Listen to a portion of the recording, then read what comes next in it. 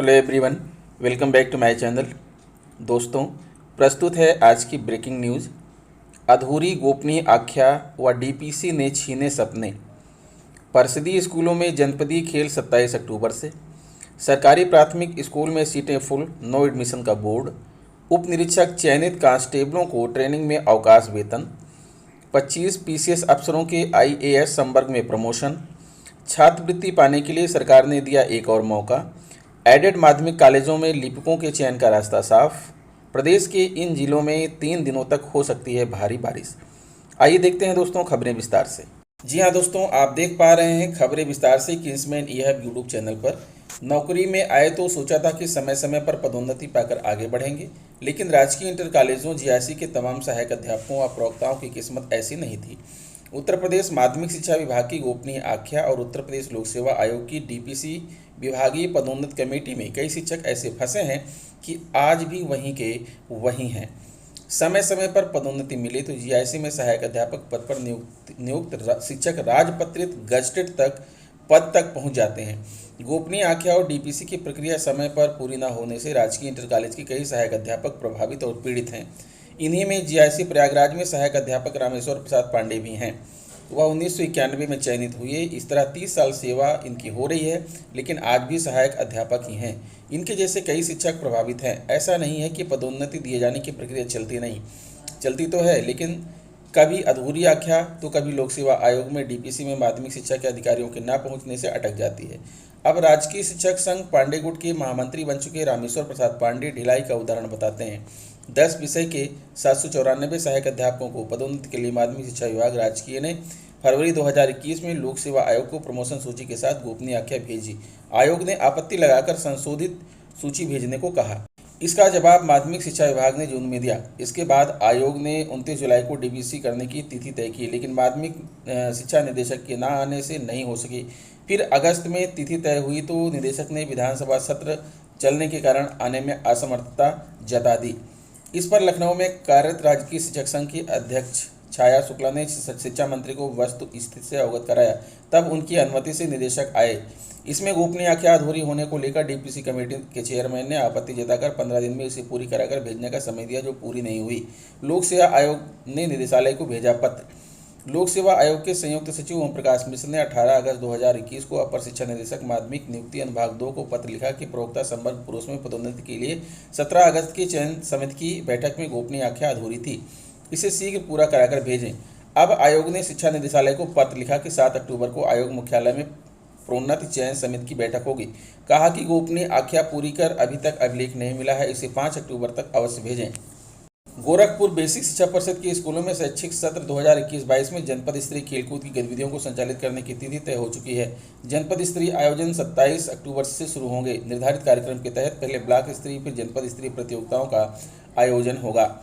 जिला बेसिक शिक्षा अधिकारी आर.के. सिंह ने खंड शिक्षा अधिकारियों को निर्देशित किया है कि प्रतिभागी बिना मानक के प्रतिभाग नहीं करेंगे। इसके लिए बीईओ अपने निर्देशन में ब्लॉक व्यायाम शिक्षक खेल अनुदेशक के साथ एक मानक समिति बनाएंगे। क्रीड़ा प्रतियोगिता के सफल संचालन के लिए एक अनुशासन समिति का गठन किया जाएगा, जो किसी विवाद की स्थिति में निर्णय लेगी। समिति का निर्णय ही सर्वमान्य होगा। बीएसए ने स्पष्ट किया है कि प्रतियोगिता में प्रतिभागी खिलाड़ी का आधार कार्ड विद्यालय के एसआर पंजिका के आधार पर प्रमाणित होना जरूरी है। जिला व्यायाम शिक्षक रीना सिंह ने बताया कि 20 अक्टूबर तक ब्लॉक स्तर तक प्रतियोगिताएं पूर्ण कर लेनी है, ताकि जनपद स्तर पर निर्धारित तिथि 27 से 29 तक आयोजित होने वाली प्रतियोगिता में खिलाड़ी प्रतिभाग कर सकें। गोरखपुर प्राथमिक विद्यालय का नाम आते ही जेहन में जर्जर भवन, उदासीन शिक्षक व अव्यवस्था का खाका चस्पा हो जाता है। लेकिन इन्हीं सरकारी स्कूलों में कई ऐसे शिक्षक हैं जिनकी मेहनत की बदौलत न सिर्फ उनके स्कूल कॉन्वेंट को मात दे रहे हैं, बल्कि दूसरे के लिए नजीर भी बन रहे हैं। पिपराइच ब्लॉक के प्राथमिक विद्यालय आराजी बसडीला में छात्रों की संख्या इतनी अधिक हो गई है कि प्रधानाध्यापक को स्कूल के बाहर नो एडमिशन का बोर्ड लगाना पड़ा। स्कूल में 279 बच्चे नामांकित हैं। भले ही यह हिंदी माध्यम के स्कूल है, लेकिन यहाँ बच्चों को पढ़ने के लिए डेस्क बेंच से लेकर स्मार्ट टीवी और प्रोजेक्टर तक उपलब्ध है। विद्यालय पूरी तरह हाईटेक हो चुका है। शिक्षा की गुणवत्ता की वजह से इसकी अलग पहचान बन चुकी है। प्रधानाध्यापक आशुतोष कुमार सिंह की मेहनत का नतीजा है कि पिछले 5 वर्षों में स्कूल में बच्चों की संख्या 6 गुना बढ़ गई है। शुरू में यहाँ छात्र संख्या 57 थी, जबकि इस समय 279 तक पहुँच चुकी है। 4 कक्षाओं में स्मार्ट टीवी व एक में है प्रोजेक्टर। बच्चों को स्मार्ट तरीके से पढ़ाने के लिए स्कूल में पहली से चौथी तक की कक्षा में स्मार्ट टीवी लगे हैं। कक्षा 5 में प्रोजेक्टर उपलब्ध है। बच्चों को पढ़ाने के लिए शिक्षक इसका उपयोग करते हैं। दीवारों पर महापुरुषों की तस्वीर के साथ ज्ञानवर्धक जानकारी का रंगरोगन किया गया है। इससे छात्र खेल खेल में अध्ययन करते हैं। यहाँ कार्यरत प्रधानाध्यापक समेत 4 शिक्षक ईमानदारी से अध्यापन में जुटे रहते हैं। अनुशासन भी सख्त है। विद्यालय में पढ़ाई करते बच्चे। प्राथमिक विद्यालय आराजी बजडीला में लगा नो एडमिशन का बोर्ड। जागरण। स्मार्ट टीवी और प्रोजेक्टर के जरिए पढ़ाई करते हैं बच्चे। शिक्षा की गुणवत्ता के कारण स्कूल के क्षेत्र में अलग है पहचान। अभी तक विद्यालय में कायाकल्प योजना क्रियान्वित नहीं हुई है। मैंने अपने प्रयास से आवश्यक संसाधन उपलब्ध कराए हैं ताकि बच्चों के पठन पाठन में परेशानी न हो। किचन सेट की व्यवस्था की गई है जिससे बरसात व अधिक धूप होने पर बच्चे उसमें बैठकर भोजन ग्रहण कर सकें। स्कूल में 4 ही कमरे हैं। क्षमता के अनुरूप ही प्रवेश लिया जा सकता है, इसलिए अब प्रवेश बंद करना पड़ा है। आशुतोष कुमार सिंह, प्रधानाध्यापक, प्राथमिक विद्यालय आराजी बजडीला। कक्षा 3 में है सर्वाधिक 67 बच्चे। विद्यालय में कक्षा 3 में सर्वाधिक 67 बच्चे नामांकित हैं, जबकि 1 में 56, कक्षा 2 में 41, कक्षा 4 में 57 तथा कक्षा 5 में 58 बच्चे नामांकित हैं। प्रयागराज। इलाहाबाद हाईकोर्ट ने पुलिस उप निरीक्षक पद पर चयनित आरक्षियों को प्रशिक्षण भत्ता के साथ अवकाशकालीन वेतन पाने का हकदार करार दिया है। उन्हें शासनादेश का लाभ देने का निर्देश दिया है। यह आदेश कार्यवाहक मुख्य न्यायाधीश न्यायमूर्ति एम भंडारी तथा न्यायमूर्ति ए के ओझा की खंडपीठ ने आलोक कुमार सिंह व अन्य की अपील को स्वीकार करते हुए दिया है। खंडपीठ ने कहा है कि 16 सितंबर 1965 के शासनादेश तथा 3 नवंबर 1979 के सर्कुलर के मुताबिक सीधी भर्ती में उप निरीक्षक बने आरक्षियों को प्रशिक्षण काल को छुट्टी मानकर वेतन पाने का अधिकार है। ऐसा इसलिए किया गया कि उप निरीक्षक पद पर चयन के बाद आरक्षी इस्तीफा दे देते थे, प्रशिक्षण पूरा होने के बाद नियुक्त होते थे। शासनादेश से इस्तीफा न स्वीकार कर प्रशिक्षण के लिए कार्यमुक्त करने की व्यवस्था की गई। कहा गया कि प्रशिक्षण अवधि को छुट्टी माना जाए। विभाग ने वेतन देने से इनकार कर दिया, जिसे चुनौती दी गई। एकलपीठ ने याचिका खारिज कर दी थी। इस आदेश को विशेष अपील में चुनौती दी गई थी। खंडपीठ ने एकलपीठ के 15 नवंबर 2019 के फैसले को रद्द कर दिया था। याची की तरफ से अधिवक्ता आलोक मिश्र ने बहस की। याची का कहना था कि आरक्षी रहते हुए उप निरीक्षक भर्ती में अर्जी दी, इसमें सफल घोषित किया गया। इसके बाद उसे प्रशिक्षण पर भेजा गया, लेकिन प्रशिक्षण भत्ता का ही भुगतान किया गया। याची ने 1965 के शासनादेश व 1979 के सर्कुलर के आधार पर प्रशिक्षण अवधि को छुट्टी मानते हुए इस अवधि का वेतन देने की मांग की। पुलिस विभाग ने सीधी भर्ती में चयनित होने के कारण प्रशिक्षण काल का वेतन देने से इनकार कर दिया था। लखनऊ। सूबे के 25 पीसीएस अफसर जल्द ही आईएएस संवर्ग में प्रमोट होंगे। संघ लोक सेवा आयोग नई दिल्ली में गुरुवार को हुई सिलेक्शन कमेटी की बैठक में प्रदेश के 25 पीसीएस अधिकारियों के आईएएस संवर्ग में प्रमोशन पर मुहर लगी। इनमें पीसीएस के 1998 बैच के 4, 1999 बैच के 14 और 2000 बैच के 7 अधिकारी शामिल हैं। 5 अधिकारियों के लिफाफे बंद होने के कारण उनके प्रमोशन पर रोक लगी है। पीसीएस से आईएएस संवर्ग में प्रमोशन के लिए केंद्र सरकार ने चयन वर्ष 2020 के लिए 30 रिक्तियां अधिसूचित की हैं। इन रिक्तियों के सापेक्ष पीसीएस से आईएएस संवर्ग में प्रमोशन के लिए संघ लोक सेवा आयोग में हुई सिलेक्शन कमेटी की बैठक में राज्य सरकार की ओर से मुख्य सचिव आर के तिवारी, अपर मुख्य सचिव नियुक्ति एवं कार्मिक डॉक्टर देवेश चतुर्वेदी और उत्तर प्रदेश राज्य सड़क परिवहन निगम के अध्यक्ष मोहम्मद इफ्तिखारुद्दीन शामिल हुए। इन्हें मिलेगी पदोन्नति। 1998 बैच के अशोक कुमार, महेंद्र प्रसाद, गौरव वर्मा और रजनीश चंद्र, 1999 बैच के मनोज कुमार राय, निधि श्रीवास्तव, खेम पाल सिंह, संजय चौहान, सुनील कुमार चौधरी, संतोष कुमार शर्मा, अरुण कुमार द्विवेदी, श्याम बहादुर सिंह, पवन कुमार गंगवार, ब्रजेश कुमार, हरकेश चौरसिया, महेंद्र सिंह, रविंद्र पाल सिंह व अनिल कुमार। 2000 बैच की वंदना त्रिपाठी, समीर, अर्चना गहरवार, कुमार विनीत, विशाल सिंह, धनंजय शुक्ला और कपिल सिंह।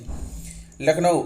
प्रदेश पुलिस को जल्द 11 और आईपीएस अधिकारी मिलेंगे। विभागीय प्रोन्नति समिति डीपीसी की बैठक में प्रांतीय पुलिस सेवा पीपीएस संवर्ग के 1992 बैच के 11 अधिकारियों को आईपीएस संवर्ग में पदोन्नति प्रदान किए जाने की स्वीकृति दी गई।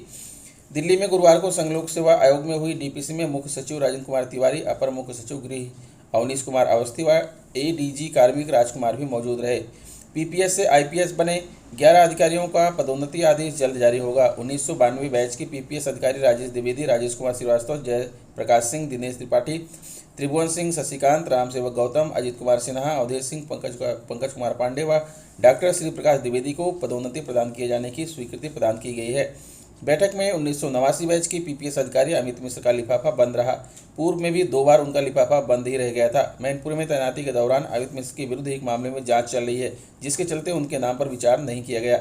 छात्रवृत्ति पाने के लिए सरकार ने दिया एक और मौका। लखनऊ। प्रदेश सरकार ने चुनावी वर्ष में अधिक से अधिक छात्र छात्राओं को छात्रवृत्ति प्रदान करने के लिए एक और मौका दिया है। छात्रवृत्ति के मास्टर डाटाबेस में शामिल होने के लिए शिक्षण संस्थान अब 17 से 27 सितंबर तक अपनी सूचनाएं अपलोड कर सकेंगे। अभी तक अंतिम तिथि 18 अगस्त थी। इस वर्ष परिणाम विलंब से आने के कारण बहुत सारे शिक्षण संस्थान छात्रवृत्ति के लिए मास्टर डाटा में अपनी सूचनाएं अपलोड नहीं कर पाए थे। इसी को देखते हुए प्रमुख सचिव समाज कल्याण के रविंद्र नायक ने गुरुवार को संशोधित समय सारणी जारी कर दी। 31 अगस्त तक जिन शिक्षण संस्थानों को मान्यता मिल चुकी है उनके छात्र भी वर्तमान वित्तीय वर्ष में ऑनलाइन आवेदन कर सकेंगे। हर साल 15 जुलाई तक मान्यता पाने वाले शिक्षण संस्थानों के ही छात्रों को छात्रवृत्ति देती थी। लखनऊ एडेड माध्यमिक कॉलेजों में लिपिकों के पद बड़ी संख्या में खाली हैं। निदेशक ने ऐसे 26 कॉलेजों में चयन करने का आदेश दिया, लेकिन वर्ष 2019 में गड़बड़ियों की शिकायतें मिलने पर चयन प्रक्रिया रोक दी गई। हाईकोर्ट ने चयन प्रक्रिया में गुणदोष का परीक्षण किए बिना इसे बिना रोकने पर नाराजगी जताते हुए अधीनस्थ अफसरों पर कार्रवाई करने का आदेश दिया। इस आदेश से भर्ती का रास्ता साफ हो गया। प्रदेश के अशासकीय सहायता प्राप्त एडेड विद्यालयों में शिक्षणेतर कर्मचारियों लिपिक संवर्ग के पदों को सीधी भर्ती से भरे जाने की तैयारी थी। इसमें यह नियम बना था कि नियुक्ति प्राधिकारी निरीक्षक के पूर्व अनुमोदन बिना एडेड कॉलेजों में भर्ती नहीं होगी।